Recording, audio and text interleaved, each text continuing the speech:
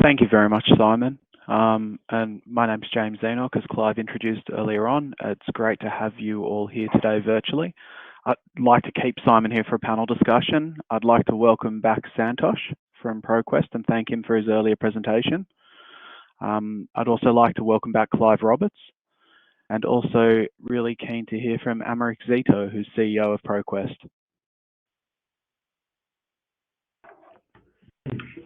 Hi, everyone. So for the audience there, feel free to submit your questions in the Q&A chat button, and Paula and myself will have a look at it and try and bring them in, but I'll kick it off. And Simon, the importance of building trust. I was wondering, how did you go about building trust internally with all your stakeholders to take the leap of faith on the digital strategy? I'll answer that if you like. So our internal customers were in so much pain through the amount of work that they were doing because of the inefficiency of their processes, that they were crying out for digital solutions. We focused on those people who were, I guess, having the most pain. And we worked with those particular parts of the business to introduce them to Salesforce and the possibilities that it had. But we picked the people who were most likely to support the work that they would need to do to get the to spend the time with us to digitize their processes. And that was particularly important for us to get support from the business. Our use case that we picked for our proof of concept, we knew that we were working with a part of the business there that were particularly keen for our help. Once we'd made those improvements, it was much easier to sell to the rest of the business. So I guess my advice is there: find a partner within the business that's particularly willing to help, and once you've got those benefits for that part of the business, then it simply sells itself to the rest of the business. Thanks, Simon. Great advice. Americ, do you have any from your book, Canberra City standpoint of building that leap of faith?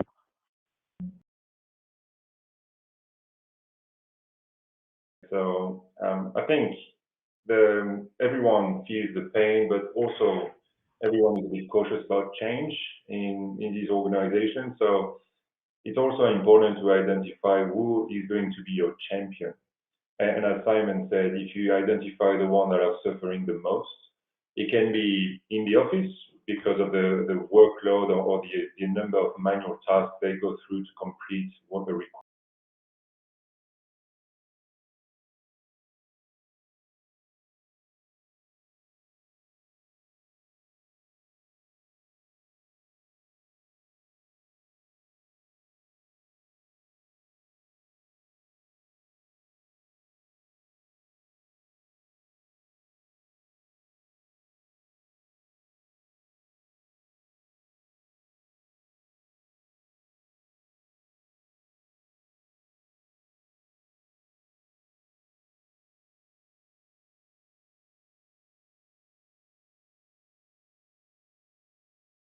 Working, and it's worth the effort, and get a lot of momentum from there. Thanks, Americ. So questions come through from Stuart Ross at Albury City Council. Stuart asks, well, firstly says, Simon, great presentation. That's always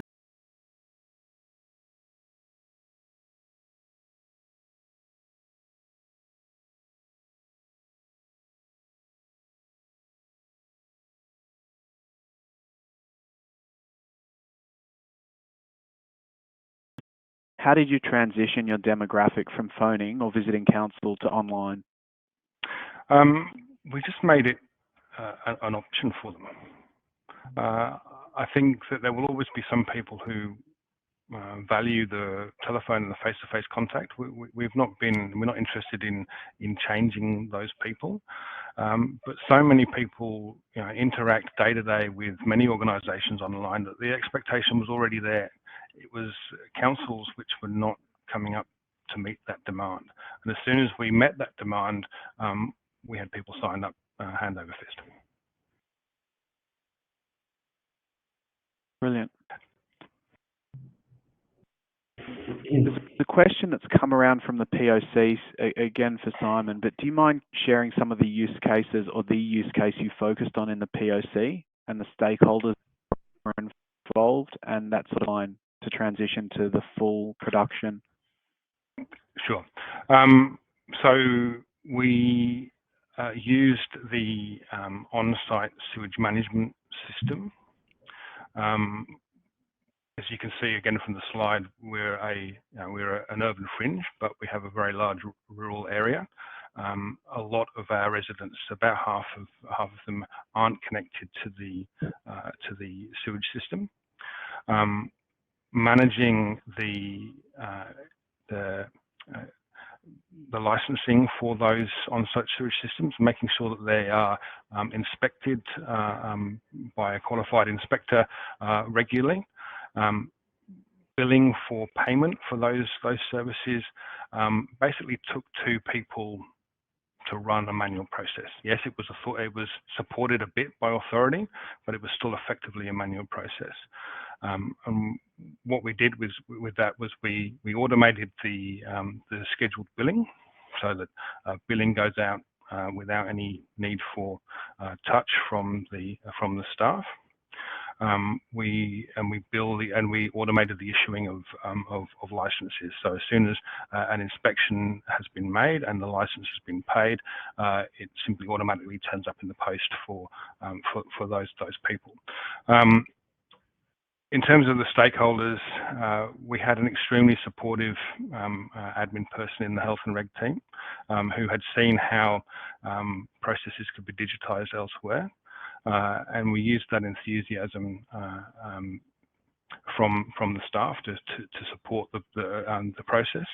But we knew that there was potential there for digitalisation, and the Salesforce product made it so easy to be able to put that in place. So has that answered the question? Yeah, it does. Thanks, Simon, and thanks, Stephen, for the question. Amric or Clive, I might get some insight from you on how you're prioritising the use cases to focus on at Transport Canberra. Do you use a priority matrix, or what kind of means do you utilise there? I can answer that if you want, James. So yeah, exactly. Priority matrix is something we've been using for the last 10 years when we help our customers define a roadmap. Because everyone knows there is a need for change, but where do you start and how do you prioritize is always the question. So we have tools to pretty much map the efforts required to put the transformation in place. So that is usually taking into consideration things like the complexity of the process that needs to be implemented, the level of automation, and the system integrations required to deliver that process. And next to that, we want to map the value. So the use case that Simon went through is speaking volume of what can be expected of such transformation. So we take things into consideration, the manual steps that are removed, the efficiency gains for the employees, the repurposing of teams, or usually the volume of inquiries that can be managed without increasing the headcount, and also reducing cost of maintenance by decommissioning legacy systems, stop paying for licenses, and so on. So putting all that together to determine what are the low-hanging fruits, where can we bring value very quickly and help the team on a very short-term basis, as well as the longer-term goals to keep into consideration when we start the build, but that will be realized later on. So that helps having a view of where to start and the different milestones as we go through the roadmap. Thank you very much for that. And thanks for all the questions to everyone that's coming through the group chat and the Q&A. Simon is answering sort of while we're answering other questions in there. Another one's come through here from Radek. Simon, it sounds like there was a strong appetite among your workforce to adopt Salesforce. Was there any resistance to the change, and how did you navigate through this? Yes, well, both parts are correct. There is an appetite for change and an appetite to adopt Salesforce, but yes, there is some resistance to change. I guess we're in the lucky position that we can pick and choose the use cases that we work with, and probably the most important aspect that we consider when we are choosing which use cases to go with is the keenness and enthusiasm of the business that we're using. So I guess in all honesty, we avoid resistance to change. There is so much potential there, and so many people who want to get our assistance that we don't need to worry too much about those who've fallen behind or who aren't as keen. That said, for every use case that we put together, we convince another naysayer. So as we move forward, the resistance becomes less and less. So yeah, my advice there, I guess, is avoidance. Pick the people who want to change and work with them. Great insights, great advice there. While we're on use cases, there's a question that's come through from Anthony at Randwick City Council, who noted that you've got control of customer as well as IT. And did you feel that helped understanding where to prioritise? Look, enormously. It's been having the insight that we get from the customer service team really emphasises the pain points that our customers have. But also it's been immensely helpful just from an organisational point of view, is that I get the luxury of being able to make decisions for both sections. I don't have to work internally around convincing our customer service manager that we're going in the right direction. So look, it has been absolutely completely helpful for us to for me to have both sections.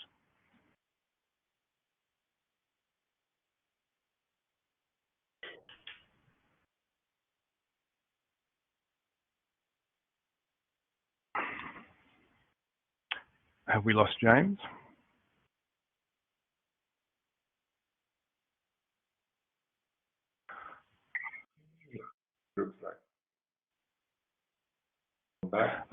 There's a question for me there about whether we had to change our course system. The answer is no. We use Civica Authority, and I guess one really good thing about Civica Authority is that they have a fairly strong set of APIs. We've been surprised how easy it has been to integrate with Authority. If you'd asked me 2 years ago, would we need to change our course systems, I would have given you an emphatic yes. But since Civica have come to the party with those improved APIs, there's probably a place in our long-term strategy for Civica's core systems. Okay, I think we've momentarily lost. I'm back. You're back, okay. Fickleness of having a storm raging around you, you lose internet very quickly. So look, there was a question I wanted to ask. Last year we ran with PSN, and a colleague of mine, Jackie Cook, shared insight basically around departments operating in a zone of success. So that's the one where ambition and capability intersect. But at the same time, we're seeing citizen.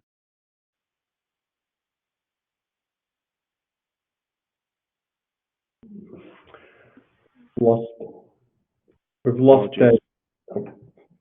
Okay, try again, James.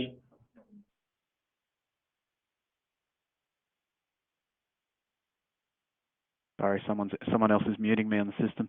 So the zone of success, it's where ambition and capability intersect. But we're seeing citizen expectations really changing, expecting more, as someone alluded to earlier. They're expecting what other organisations provide, and it's a challenging to find the right talent in as well. How did you go about? I mean, maybe Emeric or Clive, it's a great point here, but what role can partner organisations play to fill this gap? I'll take this one. Yep. Go ahead. Oh, okay. So yeah, it's a great question. Ambition and capability. So undergoing a transformation usually requires the help of an external partner for multiple reasons. The first one is getting ready. Getting ready means you need to map your existing processes and understand where you're going to bring the efficiencies, the automation. And having an external eye on these processes is very helpful, because right from the get-go, even without the technology, you can start optimizing who does what and how you interact with the citizen, how you want the notification to show up and give everyone a better experience. From there, it's about the implementation.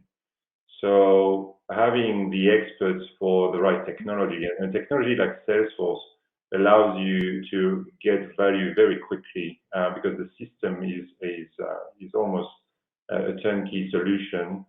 On top of which, partners like ProQuest will bring our experience, our domain knowledge on what needs to be done and how Salesforce can help on every step of the way.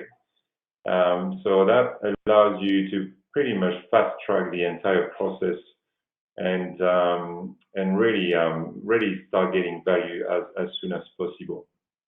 That being said, it requires time, obviously, and commitment from the parties. So basically, the teamwork is about minimizing the impact on your teams and leveraging the experience that the partner has to offer in terms of process automation and also technology delivery.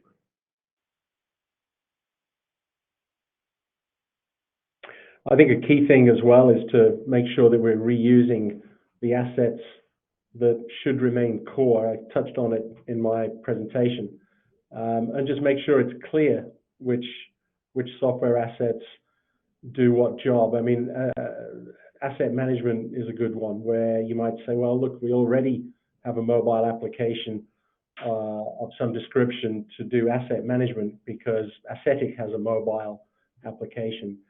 And you know what we're doing is just making sure that Ascetic does the job it's designed to do, which is, asset management. When some piece of work is completed, associated with a given asset, that needs to be recorded in a database, in the Ascetic database.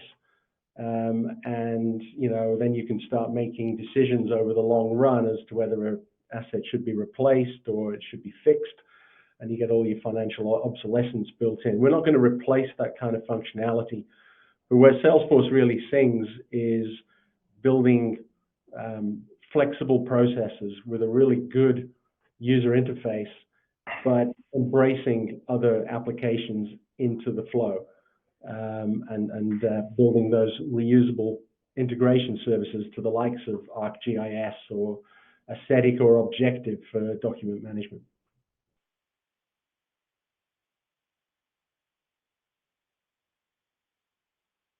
James? Can you hear me there?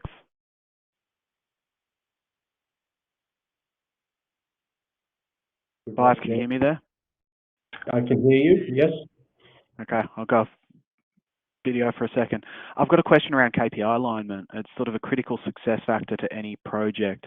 For Simon or for others in your work, how do you ensure that you're getting alignment of KPIs or alignment of success measures top down throughout an organization?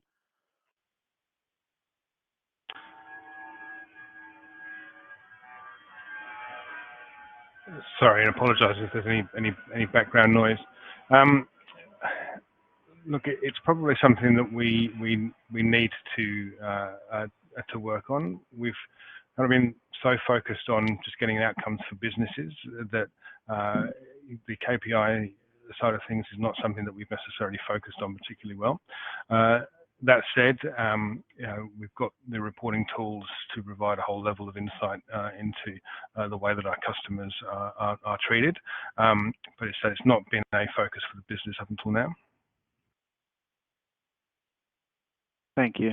And following up the earlier discussion on reuse of assets, there's questions come through from Stephen at North Sydney Council.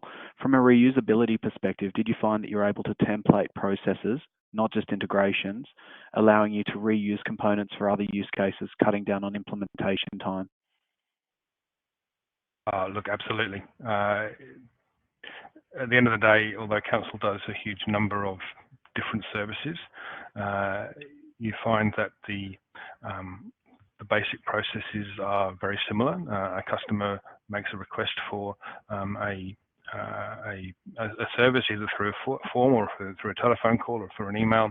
That works its way through the business. There's a payment, there's communication with the customer, and there's all the automation of the workflow as it goes through the business.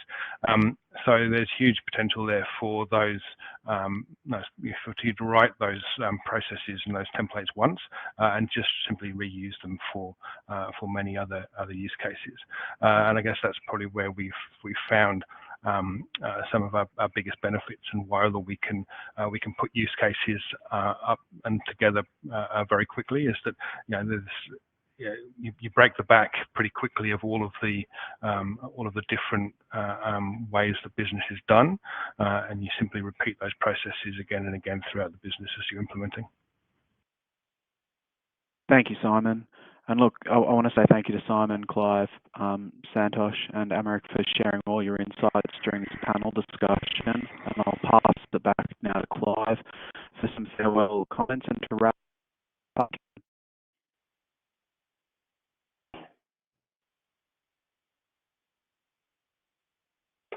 Thank you everybody for attending. I hope it was of value. My contact details there again, if there's any further questions you'd like to follow up on. A very big thank you in particular to Simon for giving us his time to share his views and give us the benefit of his real experience. So thank you very much.